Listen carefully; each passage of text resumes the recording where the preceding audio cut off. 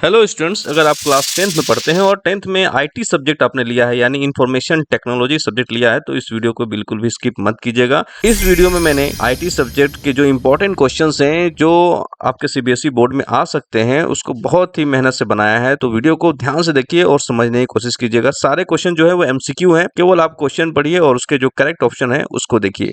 अगर आपको लगता है कोई करेक्ट ऑप्शन है तो आप कमेंट सेक्शन में उसको रिप्लाई कर सकते हैं। चलिए शुरू करते हैं।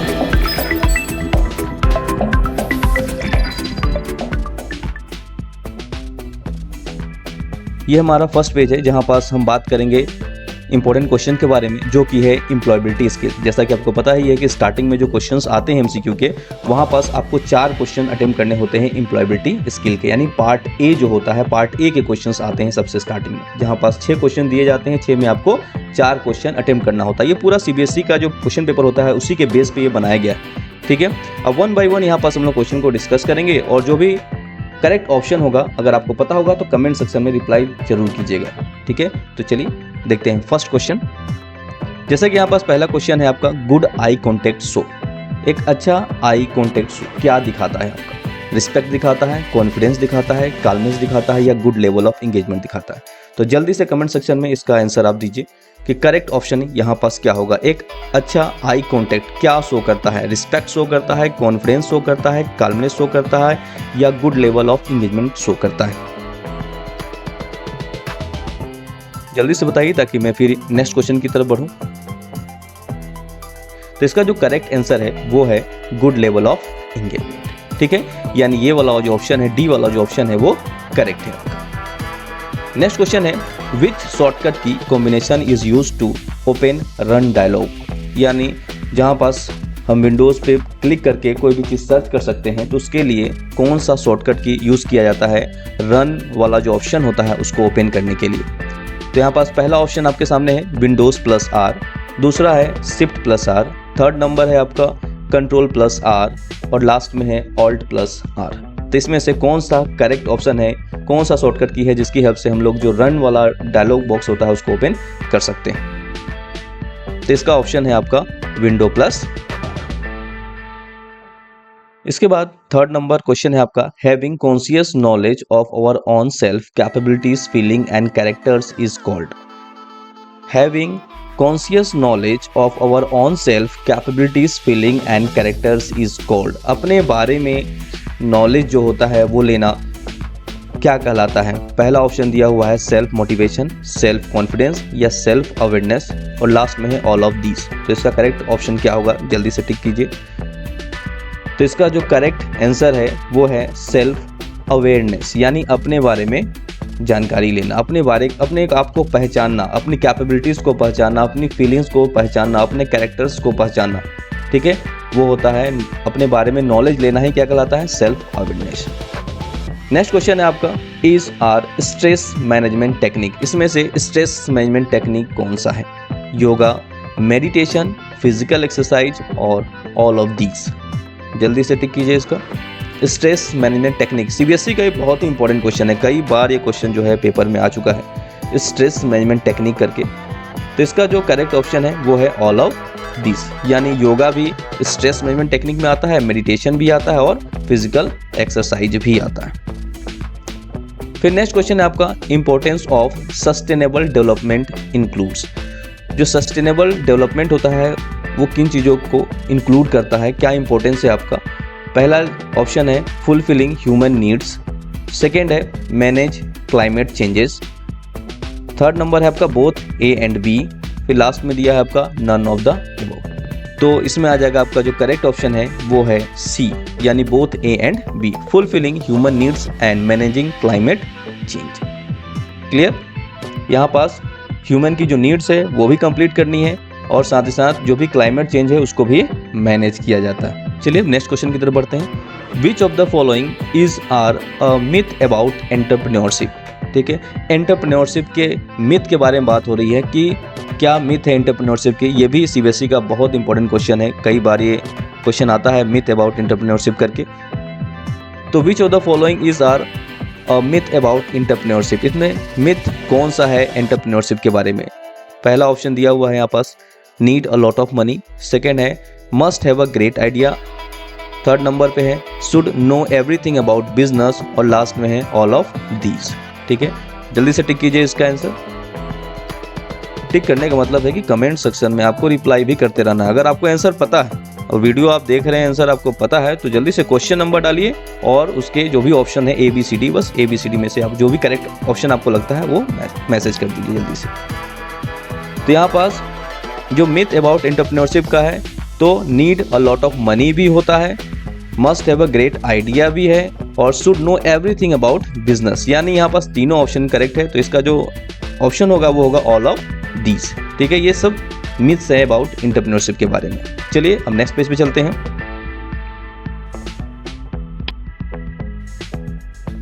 अब सेकंड पेज, अभी आ गया आपका पार्ट बी के क्वेश्चंस। यहाँ पास पहला क्वेश्चन है टू कंबाइन 2 और मोर सेल ऑप्शन इज यूज, यानी 2 या 2 से अधिक जब सेल हम लोग कंबाइन करते हैं तो उसे क्या कहते हैं। ठीक है, बात कर रहे हैं हम लोग टेबल की। टेबल में अगर जो सेल होते हैं, जो मल्टीपल सेल को अगर हम कंबाइन करते हैं तो उसे क्या करते हैं, मर्ज सेल कहते हैं, स्प्लिट सेल, प्रोटेक्ट सेल और लास्ट में है none of these. Correct option क्या होगा इसका, जल्दी से कमेंट करके बताइए।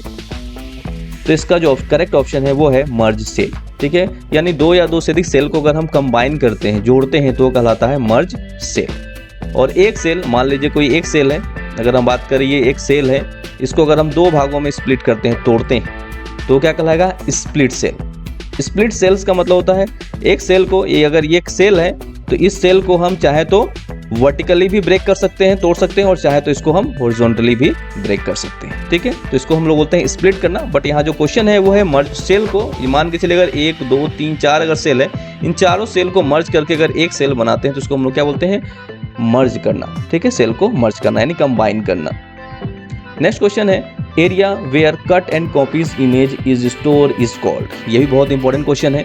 जब भी हम लोग कंप्यूटर में कोई चीज़ कट या कॉपी करते हैं, देन एक एरिया होता है, टेम्परेरी एरिया होता है, एक टेम्परेरी मेमोरी होता है जहाँ पास ये फाइलें जो होती हैं वो स्टोर रहती हैं कुछ समय के लिए। ठीक है, तो एरिया क्या कहलाता है, पहला है रोम, सेकेंड है क्लिपबोर्ड, थर्ड है क्लिप आर्ट और हार्ड डिस्क। तो करेक्ट ऑप्शन क्या होगा इसका, जहाँ पास कट और कॉपी किए हुए इमेज या फाइल को स्टोर किया जाता है टेम्परेरी, तो ये होगा क्लिपबोर्ड। यानी जब भी कोई चीज़ हम लोग कट या कॉपी करते हैं तो वो टेम्परेरी क्लिपबोर्ड में जाके स्टोर होता है। चलते हैं नेक्स्ट क्वेश्चन की ओर। नेक्स्ट क्वेश्चन है which option is used to type H2A।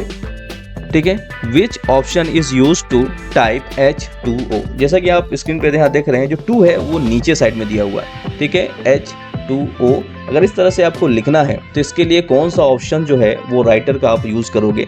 पहला ऑप्शन दिया है बोल्ड, सेकेंड दिया हुआ है सुपर स्क्रिप्ट, फिर लिखा हुआ है अंडरलाइन, फिर लास्ट में लिखा हुआ है सबस्क्रिप्ट। ठीक है, आपको बस ये ध्यान देना है जब भी आपको नंबर्स जो हैं वो नीचे लाने होते हैं। ठीक है, जैसे H2O में आपको दिख रहा है यहाँ पर 2 जो है वो नीचे साइड में है तो इसको हम लोग बोलते हैं सब स्क्रिप्ट। ठीक है, यानी नीचे लाना होगा तो सब स्क्रिप्ट आपको यूज करना होगा। ठीक है, अगर हम बात करें, अगर हमने लिखा है x² + y², अगर इस तरह से लिखना होगा तो क्या करेंगे हम, अगर आपको x² या y² लिखना है, अगर ऊपर में नंबर लाना तो इसके लिए यूज होता है सुपर स्क्रिप्ट। ठीक है, तो ये वाला हो गया। अगर ऊपर लाना है तो उसके लिए सुपर स्क्रिप्ट का यूज करेंगे। ठीक है, आई होप आपको समझ में आ गया होगा। चलिए अब नेक्स्ट क्वेश्चन की ओर। Gaurav has made an invitation card on his birthday in digital document. He is facing difficulty in positioning the image within the text. Suggest him how he can adjust the image. देखिए, जब भी आप document में कोई चीज़ type करते हैं, type करने के बाद जैसे ही उसमें इमेज ऐड करेंगे ना तो प्रॉपर इमेज ऐड होता नहीं।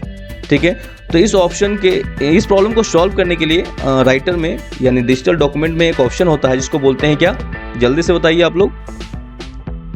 ये भी बहुत इंपॉर्टेंट क्वेश्चन है। जैसे मैंने आपको स्टार्टिंग में ही बताया था, यहाँ पास जो भी MCQ क्वेश्चन मैंने लिए हैं ना, बहुत इंपॉर्टेंट क्वेश्चन है। बिल्कुल भी स्किप मत कीजिएगा, ध्यान से वीडियो को देखिएगा और सारे ऑप्शन को अच्छे से समझिएगा। ऐसा नहीं कि मैं केवल क्वेश्चन बोल रहा हूँ और उसके करेक्ट ऑप्शंस को आपको बता दे रहा हूँ। जितने भी ऑप्शंस हैं अगर वो आपके सिलेबस से रिलेटेड है तो उसको भी मैं एक्सप्लेन कर रहा हूँ, इसलिए वीडियो को पूरा ध्यान से देखिएगा और हो सके तो नोट भी करते रहिए और स्क्रीनशॉट ले लीजिएगा। तो जब भी हम लोग पेज में कोई लेटर लिखते हैं, कोई नोट्स तैयार करते हैं और कोई इमेज सेट करना होता है, मान लीजिए अगर ये डॉक्यूमेंट है यहीं पास, अगर कोई हमें इसी एरिया में कोई इमेज अगर हमें सेट करना है तो इजीली एडजस्ट नहीं होता। यहाँ पास आपको सेट करना होता है। तो सेट करने के लिए डिजिटल डॉक्यूमेंट में एक ऑप्शन होता है जिसको बोलते हैं रैप टेक्स्ट। ठीक है, याद रखिएगा ये ऑप्शन है रैप टेक्स्ट। इसकी हेल्प से आप लोग प्रॉपर तरीके से किसी भी इमेज को अपने डॉक्यूमेंट में किसी भी पोजीशन पे सेट कर सकते हैं। ठीक है, front of text, behind of text, जिस तरह भी आपको सेट करना है उस तरह से आप सेट कर सकते हैं with the help of wrap text. चलिए नेक्स्ट क्वेश्चन की ओर। Raman has made an advertisement in digital document.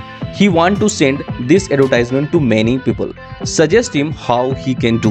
ठीक है, मान लीजिए आपको कोई एडवर्टाइजमेंट आपने बनाया डिजिटल डॉक्यूमेंट में और उसको कई लोगों को एक साथ भेजना है, या कोई कार्ड ही डिज़ाइन किया आपने, इनविटेशन कार्ड, बर्थडे कार्ड, ठीक है, कोई भी चीज़ अगर आपने डिज़ाइन किया और आप चाहते हैं कि एक ही समय में मल्टीपल पर्सन्स को हम वो चीज़ भेज सके, तो उसके लिए डिजिटल डॉक्यूमेंट में यानी राइटर में एक बहुत ही इंपॉर्टेंट टॉपिक है, बहुत ही यूजफुल टॉपिक है जिसका नाम है, जल्दी से बताइए कमेंट सेक्शन में। जैसे पहला ऑप्शन दिया हुआ है क्लिप आर्ट, सेकंड है मेल मर्ज, थर्ड है टेबल और लास्ट में है गैलरी। तो इसका करेक्ट आंसर है मेल मर्ज। ठीक है, बहुत ही अच्छा फीचर है ये डिजिटल डॉक्यूमेंट का, बहुत ज़्यादा यूज़ किया जाता है ये। ठीक है, आप लोग देखते होंगे जो एडमिट कार्ड जनरेट होते हैं, ठीक है, वहाँ पास भी क्या होता है एक फॉर्मेट तैयार कर दिया जाता है और उसी फॉर्मेट में क्या होता है कि मल्टीपल पर्सन को सेंड कर दिया जाता है। फॉर्मेट सेम होता है, बस नाम और एड्रेस और डिटेल जो होता है वो चेंज होता रहता है, लेकिन फॉर्मेट सेम ही रहता है। तो इसके लिए यूज होता है मेल मर्ज ऑप्शन। चलिए नेक्स्ट क्वेश्चन की ओर। Work place safety is essential in organisation. जो वर्क प्लेस सेफ्टी होता है यानी जहां पास कोई व्यक्ति काम करता है वहां पास क्या जरूरी होता है। ठीक है, work place safety is essential in organisation. पहला ऑप्शन है to avoid the accident and injury, to increase the productivity, to improve the work environment और ऑल द एबव। ठीक है, तो यहाँ पास जो वर्क प्लेस सेफ्टी होता है is essential in any organisation की अगर हम लोग बात करें तो इसमें सारे आ जाएंगे। इसमें आपका जो करेक्ट ऑप्शन है वो होगा ऑल ऑफ द एबव। ठीक है, to avoid the accident and injury, to increase the productivity, to improve the work environment. तो यहाँ करेक्ट ऑप्शन जो है वो होगा ऑल ऑफ द एबव। ठीक है, चलिए अब नेक्स्ट पेज की ओर चलते हैं।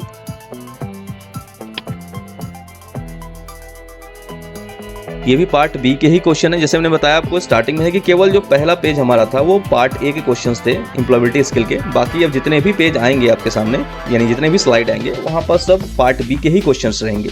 ठीक है, अभी थर्ड स्लाइड में देखिए, help is saving time when same set of task are to be done repeatedly. यानी एक ही तरह का टास्क, एक ही तरह का काम अगर आपको बार बार करना है, ठीक है, तो उसके लिए हम यहाँ पास कौन सा फंक्शन यूज कर सकते हैं। एक ही तरह का टास्क का मतलब है कि मान लीजिए आपने फॉर्मूला लगाया किसी भी चीज़ का और उसी से रिलेटेड मान के चले कि आप मार्कशीट जनरेट कर रहे हैं। तो मार्कशीट में आपको पता है कि सब्जेक्ट का टोटल निकालना होता है, उसका परसेंटेज निकालना होता है, चाहे बच्चा कोई भी हो। ठीक है, मार्क्स कुछ भी हो, बच्चे कोई भी हो, लेकिन उनका टोटल निकालने का और जो परसेंटेज निकालने का जो फॉर्मेट होता है, जो फॉर्मूला होता है वो तो सेम होता है। तो इस तरह के जो टास्क होते हैं आपको बार बार फॉर्मूला याद करने की जरूरत ना पड़े, आपको बार बार फॉर्मूला एंटर ना करना पड़े, तो उस काम को कम करने के लिए, ठीक है, और राइटर में तो उस काम को कम करने के लिए ओपन ऑफिस कैल्क की बात करें या लिब्रे ऑफिस कैल्क की बात करें तो उसमें एक बड़ा ही यूनिक फीचर होता है। कॉपी करना कहते हैं, मैक्रोस कहते हैं, फॉर्मेटिंग कहते हैं या नन ऑफ द एबव। जल्दी से सोचिए, कमेंट कीजिए। एक ही टास्क को अगर बार बार आप करना चाहते हैं तो उसके लिए क्या फीचर आप यूज करेंगे। तो इसमें जो करेक्ट ऑप्शन है वो है मैक्रोस। ठीक है, मैक्रोस अगर आपका कोई इस तरह का काम है जैसे परसेंटेज निकालना, टोटल निकालना, तो आप उसको एक बार फॉर्मूला एंटर कीजिए, उस मैक्रो को रिकॉर्ड कर लीजिए और सेव कर लीजिए और बार बार उस चीज़ों को आप अप्लाई कर सकते हैं। ठीक है, यानी एक ही टास्क को बार बार करने की बजाय उसका एक मैक्रो तैयार कर लीजिए और मैक्रो की हेल्प से उसको बार बार आप एग्जीक्यूट कर सकते हैं। ठीक है, चलिए नेक्स्ट क्वेश्चन की ओर। Which what if analysis tool. ठीक है, अब ये व्हाट इफ एनालिसिस टूल्स क्या होता है अगर आपने नहीं सुना है तो सुन लीजिए। जो व्हाट इफ एनालिसिस टूल्स होते हैं इसके अंदर 3 ऑप्शंस टूल्स आते हैं। पहला होता है गोल सीक, सिनारियो और एक होता है सॉल्वर। ठीक है, ये तीनों ऑप्शंस होते हैं व्हाट इफ एनालिसिस टूल्स के अंदर। ठीक है, तो व्हाट इफ एनालिसिस टूल्स में गोल सीक, सिनारियो और सॉल्वर होते हैं। जो सॉल्वर होता है, ये जो गोल सीक आप ऑप्शन देख रहे हैं ना, इसी का मान के चलिए कि एक एडवांस वर्जन हो गया आपका सॉल्वर। ठीक है, यानी सॉल्वर तो सारे काम कर सकता है जो गोल सीक कर सकता है, बट गोल सीक वो सारे काम नहीं कर सकता है जो सॉल्वर कर सकता है। ठीक है, अब ये करता क्या है, जैसे गोल सीक का काम क्या होता है, किसी भी टारगेट वैल्यू को अचीव करना। ठीक है। मान लीजिए कोई टारगेट वैल्यू आपने डिसाइड किया है कि मेरे को इतना, मान लीजिए आपका एग्जाम हो रहा है, आपने डिसाइड किया है कि मेरा इतना परसेंटेज होना चाहिए। 5 सब्जेक्ट का एग्जाम अगर आप दे रहे हैं और आपको लगता है कि 4 सब्जेक्ट आपके हो गए हैं, 4 सब्जेक्ट के नंबर आपको मिल गए हैं, 5वें सब्जेक्ट में अगर आप उम्मीद कर रहे हैं कि हमारा कितना नंबर आ जाए 5th सब्जेक्ट में कि हमारा इतना परसेंटेज बन जाए, ठीक है। यानी एक टारगेट अगर आप सेट करना चाहते हैं कि हमारा इतना परसेंटेज चाहिए, 4 सब्जेक्ट के एग्जाम ऑलरेडी हो चुके हैं, उसका मार्क्स भी आपको मिल गया है, लेकिन 5वां जो सब्जेक्ट है उसका एग्जाम अभी नहीं हुआ है, तो उसमें कितने नंबर्स आएंगे जिसके बेस पे आपका जो टारगेट वैल्यू है वो अचीव हो जाएगा। तो गोल सीक की हेल्प से आप कर सकते हैं, ठीक है। तो गोल सीक में कंडीशन यही है कि गोल सीक की हेल्प से केवल एक सेल में ही चेंजेस हो सकते हैं, ठीक है। लेकिन अगर आपको लगता है कि 5 सब्जेक्ट में 2 सब्जेक्ट का एग्जाम हुआ है, 3 सब्जेक्ट का एग्जाम नहीं हुआ है, तो तीनों सब्जेक्ट में क्या क्या नंबर आए कि हमारा 80% या 90% जो भी आपका टारगेट है वो आ जाए, तो उसके लिए हम सॉल्वर का यूज करेंगे, ठीक है। यानी मल्टीपल सेल पे अगर काम करना है with multiple condition, okay, then we will use solver option. और सिंपल अगर सिंगल सेल पे काम करना है और टारगेट वैल्यू अचीव करनी है आपको, तो उसके लिए होता है गोल सीक। क्लियर। अब इसमें सेकंड ऑप्शन जो आपको दिख रहा है सिनारियो।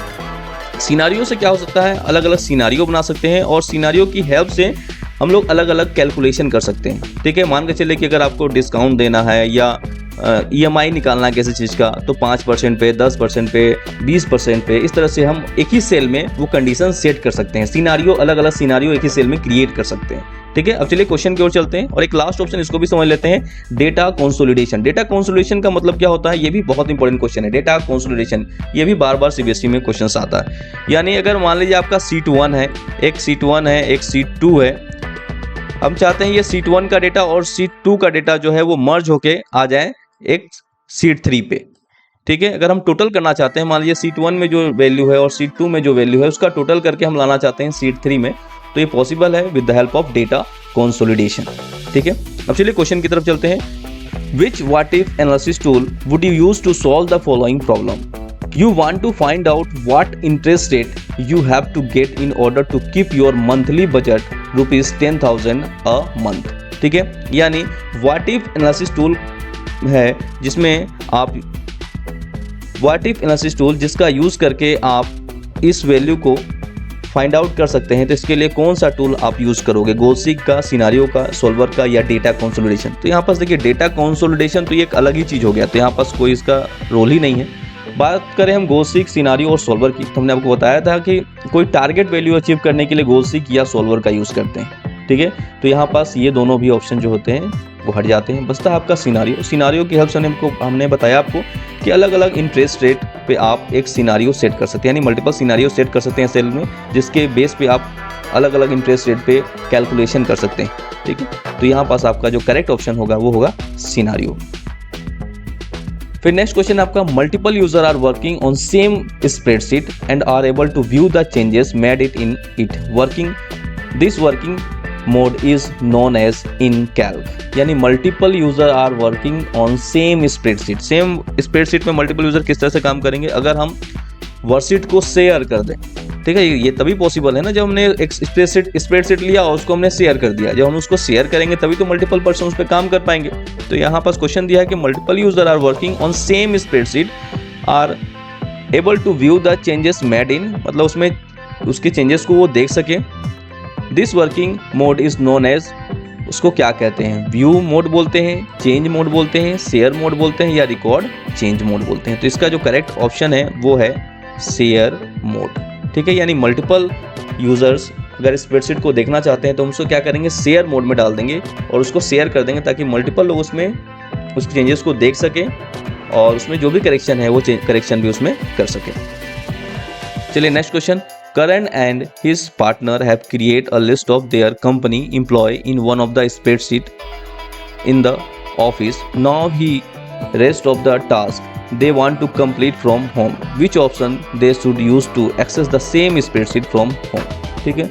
यानी Karan and his partner have created a list of their company employee in one of the spreadsheet in the office. यानी सिंपल सा चीज़ है कि आपने कोई काम किया है स्प्रेडशीट पे, आधा काम आपने कर लिया है, ठीक है, और अब बाकी काम अगर आप करना चाहते हैं तो उसको आप कैसे कंप्लीट करेंगे, ठीक है। मान लीजिए आप घर से करना चाहते हैं, आप ऑफिस में बैठे हैं, आपने एक सीट तैयार किया, उसमें सारा एंट्री कर लिया, बट वो पूरी एंट्री कंप्लीट नहीं हुई है, तो आप क्या कर सकते हो, उसका एक लिंक तैयार करके उसको शेयर कर सकते हो, ठीक है। जब लिंक तैयार करके आप शेयर कर देते हो, जैसे आप डिजिटल डॉक्यूमेंटेशन की बात करें या गूगल शीट की बात करें, तो हम लोग क्या करते हैं, शीट को शेयर कर देते हैं, ठीक है। आप जिसको परमिशन देते हो वो भी उसमें एंट्री कर सकता है। तो यहाँ पास जो मेन पॉइंट है वो क्या है, पहला ऑप्शन जैसे दिया हुआ है कंसोलिडेटिंग वर्कशीट, सेकंड ऑप्शन है लिंक वर्कशीट, मर्ज वर्कशीट और लॉक वर्कशीट। तो इसका करेक्ट ऑप्शन क्या होगा? अगर आप चाहते हो कि आप ऑफिस में आपने आधा काम कंप्लीट किया और अब घर से भी उसको हमको कंप्लीट करना चाहते हो, तो कैसे पॉसिबल होगा? तो उसका हमको एक लिंक तैयार करना होगा। जो भी हमारा वर्कशीट है उसका एक लिंक तैयार करेंगे और उसको शेयर कर देंगे, तो क्या कहलाएगा? Link worksheet. ठीक है, आई होप ये आपको समझ में आ गया होगा। यहाँ पास क्या करना है, आपको लिंक वर्कशीट करना है, जिसकी हेल्प से हम इंफॉर्मेशन को शेयर कर सकते हैं। चलिए अब नेक्स्ट क्वेश्चन की ओर। वीडियो थोड़ा लंबा जरूर होगा, थोड़ा सा पेशेंस रखिएगा, क्योंकि यहाँ पास मैं हर चीज़ को समझा भी रहा हूँ, एक्सप्लेन भी कर रहा हूँ, और आपको लग रहा है कि केवल यहाँ पास 24 मार्क्स ही नहीं है, इससे बहुत सारे क्वेश्चंस आपके कवर हो जाएंगे, सब्जेक्टिव क्वेश्चन भी कवर हो रहे हैं यहाँ पास से, ठीक है। क्योंकि ऑलमोस्ट यहाँ पास जो पूरा सिलेबस है वो हम डिस्कस कर ले रहे हैं। नेक्स्ट क्वेश्चन है, subtotal is use to arrange data in array, a group of cell, columns और row, all of the above. ठीक है, यहाँ पास 4 ऑप्शन है, जल्दी से सोचिए करेक्ट ऑप्शन क्या है। यहाँ पर सब टोटल एक फंक्शन है जिसे आप लिब्रे ऑफिस कैल्क में आपने देखा होगा या ओपन ऑफिस कैल्क में भी देखा होगा। इसके अलावा एक्सेल की बात करें तो एक्सेल में भी आपने देखा होगा, ठीक है।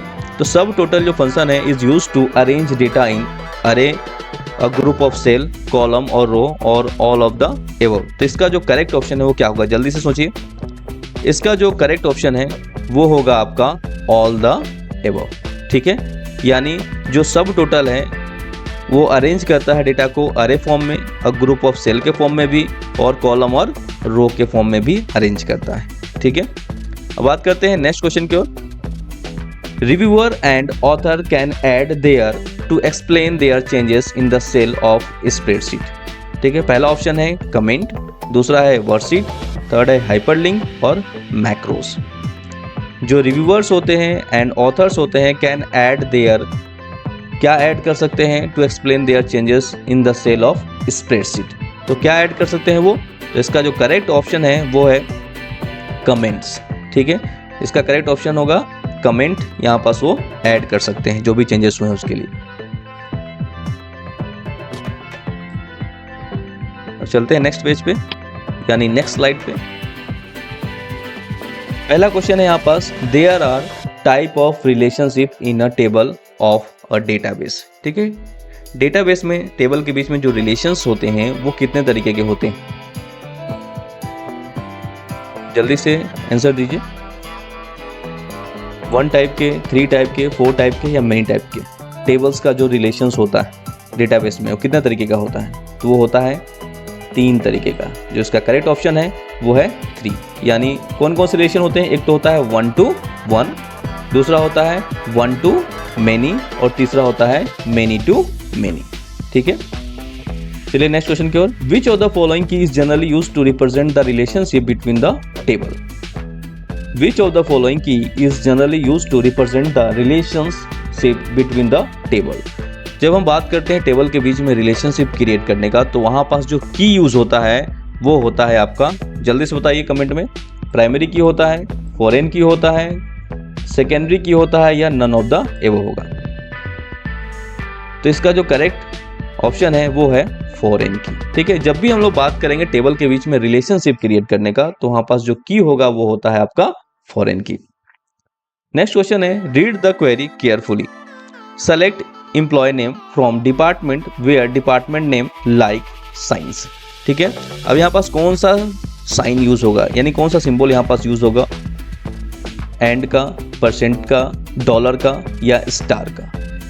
ठीक है, यहाँ पास सेलेक्ट क्वेरी चलिए। देखिए सेलेक्ट क्वेरी यहाँ पास मैंने दिया जरूर है, लेकिन जैसा कि अभी सीबीएसई का सिलेबस आया हुआ है उसमें कहीं पास भी ना सैंपल पेपर में भी कमांड के बारे में कुछ दिया नहीं है। तो यहाँ पास जो साइन यूज होना है वो है परसेंटेज का साइन, ठीक है। ये जनरली परसेंटेज के साइन सेलेक्ट क्वेरी में हम लोग यूज़ करते हैं। इसी के बेस पे स्टार्टिंग के जो, जैसे यहाँ पास जो अगर हम परसेंटेज साइन लगा देंगे तो इसका मतलब क्या होगा, अगर हमने यहाँ परसेंटेज साइन लगा दिया इसका मतलब यह है कि स्टार्टिंग में कुछ भी हो सकता है, लेकिन लास्ट जो है लास्ट वर्ड क्या होना चाहिए, साइंस होना चाहिए। यानी ये सेलेक्ट करेगा, क्या सेलेक्ट करेगा, एम्प्लॉय का नेम सेलेक्ट करेगा। टेबल का नाम क्या है, डिपार्टमेंट, ठीक है, डिपार्टमेंट नाम का टेबल है जहां से वो एम्प्लॉय का नेम सेलेक्ट करेगा। और कंडीशन क्या दिया हुआ है, वेयर डिपार्टमेंट नेम लाइक, शुरू में ब्लैंक है यानी परसेंटेज साइन है, उसके बाद साइंस है। यानी ऐसे वर्ड्स जो साइंस पे खत्म होते हो, शुरू में कुछ भी हो सकता है, कोई भी वर्ड हो सकता है, लेकिन एंड में होना चाहिए साइंस। तो साइंस पे जो खत्म हो गए, मान लीजिए कंप्यूटर साइंस ही है, ठीक है, तो जो कंप्यूटर साइंस वाला रिकॉर्ड यानी उसके एम्प्लॉय का नाम आ जाएगा। नेक्स्ट क्वेश्चन है आपका, an interface is user defined layout that lets user view, enter और change data in table known as an interface in user defined layout, ठीक है, कहीं भी अगर लिखा हो user defined layout, user friendly layout, ठीक है, एक यूजर इंटरफेस की बात हो, गुड इंटरफेस की बात हो, ठीक है, तो वहाँ पास एक ही ऑप्शन होता है आपका। जल्दी से कमेंट में बताइए इसका क्या आंसर होगा करेक्ट। पहला लिखा हुआ है टेबल, क्वेरी, रिपोर्ट और फॉर्म। एन इंटरफेस एक इंटरफेस जहाँ पास यूज़र के लिए लेआउट तैयार किया जाता है, जहाँ पास वो चीज़ों को यानी रिकॉर्ड को देख सके, उसमें एंट्री कर सके, डेटा में चेंजेस कर सके, ठीक है, टेबल को देख सके। तो वहाँ पास क्या ऑप्शन होगा, टेबल, क्वेरी, रिपोर्ट और फॉर्म। जैसे कि जो डेटाबेस वाले सॉफ्टवेयर होते हैं वो 4 चीज़ों पे ही काम करते हैं। सबसे पहला काम होता है टेबल, दूसरा होता है उसका क्वेरी, तीसरा होता है फॉर्म और लास्ट नंबर में आता है उसका रिपोर्ट तैयार करना। तो ये 4 स्टेप होते हैं, मेजर स्टेप्स जो होते हैं, ठीक है। एक टेबल तैयार करना, उसमें डेटाबेस को पूरा डेटा तैयार करना टेबल के अंदर, उस पर क्वेरी चलाना, कोई भी चेंजेस करना है, कुछ इंसर्ट करना है, अपडेट करना है, डिलीट करना है तो क्वेरी के चलाना। उसके बाद उसका एक फॉर्म तैयार करना, एक यूज़र फ्रेंडली इन्वायरमेंट तैयार करना, एक इंटरफेस तैयार करना, ठीक है, जहाँ पास यूज़र रिकॉर्ड को इजीली देख सके, उसमें जो भी चेंजेस करना है वो चेंजेस कर सके। और जब सारा काम आपका कंप्लीट हो जाता है देन उसके बाद उसका रिपोर्ट तैयार करना, यानी एक प्रिंटेबल फॉर्म तैयार करना जिसकी हेल्प से हम लास्ट में उसको प्रिंट दे सके, ठीक है। तो इसका जो करेक्ट आंसर है वो होगा फॉर्म, ठीक है। जैसे ही यहाँ पास लिखा हुआ है एक इंटरफेस प्रोवाइड करना है यूज़र के लिए जहाँ पास वो रिकॉर्ड को देख सके, कोई चेंजेस कर सके, तो होता है फॉर्म।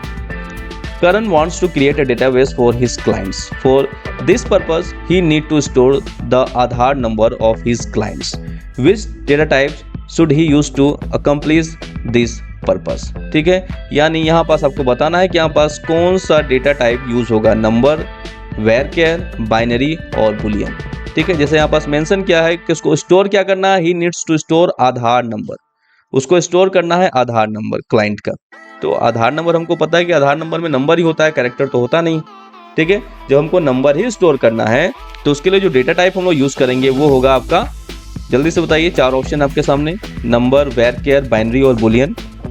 तो करेक्ट ऑप्शन जो है यहाँ पास होगा नंबर, ठीक है, क्योंकि हमको पता है कि आधार जो होता है, आधार में केवल नंबर होते हैं, कैरेक्टर तो होता नहीं है। तो इस केस में हम क्या यूज करेंगे, नंबर डेटा टाइप यूज करेंगे, ठीक है। अगर हम बात करते हैं एड्रेस, अगर हम एड्रेस स्टोर करने की बात करते हैं तो यहाँ पास करेक्ट ऑप्शन क्या होता, तब यहाँ पास करेक्ट ऑप्शन होता आपका varchar, ठीक है, वेरिएबल कैरेक्टर का यूज करते फिर हम लोग। फिर नेक्स्ट क्वेश्चन आपका, when a primary key contain more than 1 field it is known as. जब हम एक से ज्यादा फील्ड यानी एक से ज्यादा कॉलम का यूज करते हैं एज अ की क्रिएट करने के लिए, यूनिकली रिकॉर्ड को आइडेंटिफाई करने के लिए, देन कौन सा की होगा यहाँ पास, अल्टरनेट की, कैंडिडेट की, फॉरेन की या कंपोजिट की, ठीक है। जैसे क्वेश्चंस ध्यान से देखिए, यहाँ पास लिखा है when a primary key contain more than 1 field, ठीक है। जब हम एक फील्ड से ज़्यादा, यानी कई बार ऐसा होता है कि हमारे पास जो टेबल होता है उसमें ऐसा कोई कॉलम नहीं होता है जिसके बेस पे हम रिकॉर्ड को यूनिकली आइडेंटिफाई कर सके, तो उस केस में हम एक से ज़्यादा कॉलम का यूज़ करके एक की तैयार कर लेते हैं ताकि रिकॉर्ड को यूनिकली आइडेंटिफाई कर सके, ठीक है। तो इसके लिए क्या यूज़ होता है, क्या बोलते हैं उसे, अल्टरनेट की बोलते हैं, कैंडिडेट की बोलते हैं, फॉरेन की बोलते हैं या कंपोजिट की बोलते हैं, जल्दी से आंसर दीजिए। तो इसका करेक्ट आंसर जो है वो है कंपोजिट की, यानी एक से ज्यादा कॉलम का अगर यूज करके उसे अगर हम लोग एक की तैयार करते हैं यूनिकली आइडेंटिफाई करने के लिए रिकॉर्ड को, तो उसको बोलते हैं कंपोजिट की, ठीक है। और फॉरेन की हमने अभी बताया ही था, जब टेबल के बीच में रिलेशन क्रिएट करना होता है तो उसके लिए फॉरेन की होता है। और कैंडिडेट की क्या होता है, यानी हमारे टेबल में जितने भी कॉलम जिसके बेस पे रिकॉर्ड को यूनिकली आइडेंटिफाई किया जा सकता है वो सारे कॉलम कैंडिडेट की कहलाते हैं। सपोज मान लीजिए आपका टेबल है, आपके टेबल में आधार नंबर भी है, पैन कार्ड नंबर भी है, ड्राइविंग लाइसेंस भी है, तो आधार हो गया, पेन हो गया और ड्राइविंग लाइसेंस नंबर, ये तीनों कॉलम ऐसे हैं जिसके बेस पे रिकॉर्ड को यूनिकली आइडेंटिफाई किया जा सकता है। तो ये तीनों कॉलम क्या कहलाएंगे, कैंडिडेट की कहलाएंगे, ठीक है। आई होप वीडियो आपको समझ में आ रहा होगा। थोड़ा वीडियो लेंदी जरूर है, लेकिन ध्यान से देखिएगा, आप ही के काम का। ठीक है, चलते हैं हम नेक्स्ट स्लाइड पे।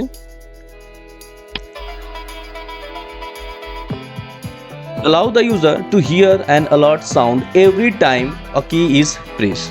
ठीक है, इसमें एक साउंड प्रोड्यूस होता है, एक साउंड आता है, तो वो कौन सा ऑप्शन है जिसको ऑन करने के बाद जो की होते हैं उसमें साउंड क्रिएट होते हैं, यानी साउंड आता है आपका allow the user to hear an alert sound every time a key is press. जैसे वो की को प्रेस करेगा तो एक साउंड आता है कीबोर्ड से।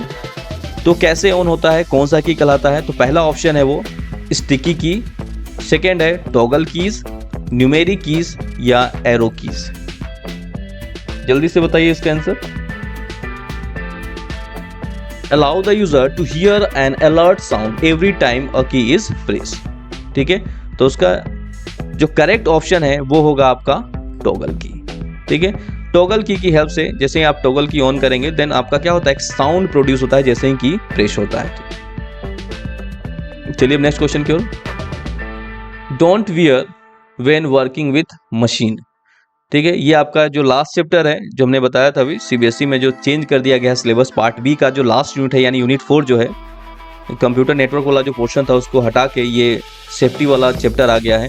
तो उसी का एक क्वेश्चन है यहाँ, do not wear when working with machine. जब भी हम मशीन के साथ काम करते हैं यानी किसी कंपनी में काम करते हैं तो हमको क्या नहीं पहनना चाहिए? पहला ऑप्शन है ज्वेलरी, दूसरा है सेफ्टी ग्लासेस, मास्क या ग्लव्स। ठीक है, तो जल्दी से बताइए करेक्ट ऑप्शन क्या होगा यहाँ पास जो नहीं पहनना चाहिए आपको। आई होप आपको समझ में आ गया होगा। इसका जो करेक्ट ऑप्शन है वो होगा ज्वेलरी। ठीक है, जब भी हम मशीन पे काम करते हैं तो उस दौरान हमें ज्वेलरी नहीं पहनना चाहिए। नेक्स्ट क्वेश्चन है, विच of the following is a operating system. इसमें से 4 ऑप्शन दिए हुए हैं, इसमें से ऑपरेटिंग सिस्टम है, कौन सा ऑपरेटिंग सिस्टम है? विंडोज 11, फायरफॉक्स, MS वर्ड और ओपन ऑफिस कैल्क। ठीक है, आपको आइडेंटिफाई करना है कि इसमें से कौन सा ऑपरेटिंग सिस्टम है। ये तो शायद इजी क्वेश्चन है आपके लिए, आपको पता हो गया होगा। इसका जो करेक्ट ऑप्शन है वो है विंडोज 11।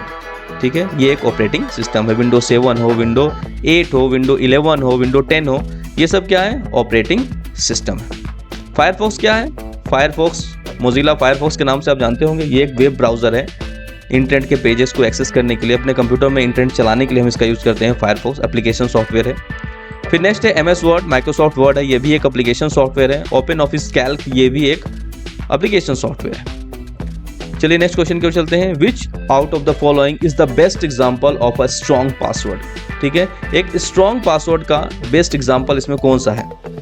ए नंबर देखिए, ए में दिया हुआ एग्जांपल, बी नंबर में देखिए, फिर सी नंबर और डी नंबर। जल्दी से आंसर दीजिए किसका करेक्ट ऑप्शन क्या होगा? स्ट्रॉन्ग पासवर्ड किस तरह का होना चाहिए? तो इसका जो करेक्ट ऑप्शन है वो है डी नंबर, यानी DAVMP@22। ठीक है, यहाँ पास क्या हो रहा है? यहाँ पास कैपिटल लेटर, स्मॉल लेटर, @ और नंबर, स्पेशल कैरेक्टर भी और नंबर भी यूज हो रहा है। यानी एक जो स्ट्रॉन्ग पासवर्ड जिस तरह का होना चाहिए, जिसमें स्मॉल कैरेक्टर भी होना चाहिए, कैपिटल कैरेक्टर भी होना चाहिए, स्पेशल कैरेक्टर भी होना चाहिए और नंबर भी होना चाहिए, उसका जो पूरा मिक्सअप होता है वही क्या कहलाता है? एक स्ट्रॉन्ग पासवर्ड कहलाता है। ठीक है, विच of the following can cause hazard while using computer. पहला ऑप्शन है पुअर सिटिंग पोस्चर और excessive duration of sitting in one position, lifting heavy object, miss handling of tools and equipment, improper handling of office equipment. जल्दी से इसका option बताइए correct option क्या होगा? विच of the following can cause hazard while using computer. तो इसका जो correct option होगा वो होगा पुअर सिटिंग पोस्चर और excessive duration of sitting in one position. जब हम एक ही पोजीशन में बराबर बैठे रहते हैं, कंप्यूटर पे काम करते हैं, ठीक है, या गलत तरीके से बैठ के काम करना इसका कारण होता है। ठीक है, फिर नेक्स्ट क्वेश्चन आपका और लास्ट क्वेश्चन है, it is a reference point for the graphics which is created while positioning any image. This point could be the page or frame where the object is either a paragraph or even a character in a word processor. ठीक है, अभी इसके पहले हम लोगों ने question पढ़ा था रैप टेक्स्ट का। ठीक है, रैप टेक्स्ट में हमने आपको बताया था कि किस तरह से हम लोग कोई भी डॉक्यूमेंट तैयार करते हैं तो उसमें इमेज को किस तरह से हम सेट करते हैं, इसके लिए हमें रैप टेक्स्ट की जरूरत पड़ती है।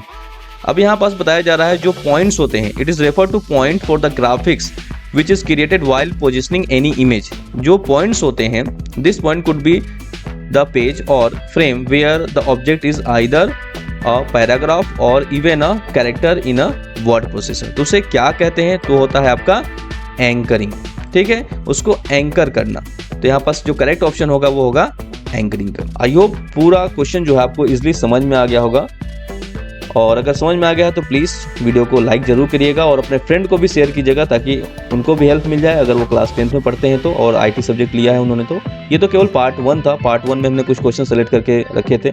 अब इसी तरह से हम पार्ट बी भी तैयार करेंगे जिसमें और भी जो इंपॉर्टेंट क्वेश्चन है सीबीएसई के, जो बार बार रिपीट होते हैं या आने के चांसेस हैं उनके पेपर में, तो उसको डिस्कस करेंगे।